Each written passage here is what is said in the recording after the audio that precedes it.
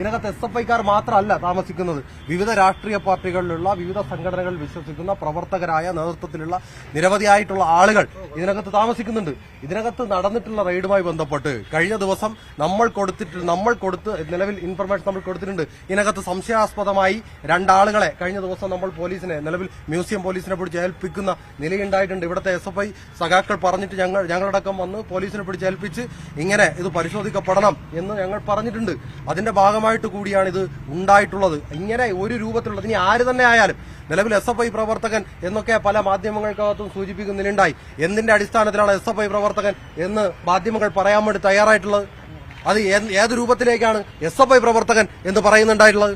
ഏത് റൂമിനകത്ത് നിന്നാണ് അല്ലെങ്കിൽ ഏത് ആളുകളെയാണ് അറസ്റ്റ് ചെയ്യപ്പെട്ടുള്ളത് എന്ന് എന്ത് കൺഫർമേഷനാണ് നിലവിലെ മാധ്യമങ്ങൾക്ക് ലഭിച്ചിട്ടുള്ളത്? അപ്പോഴും പറയുകയാണ് SFI ആണ്, SFIയുടെ ഹോസ്റ്റലാണ്, SFIയുടെ നേതൃത്വത്തിലുള്ള ഹോസ്റ്റലാണ് എന്ന്.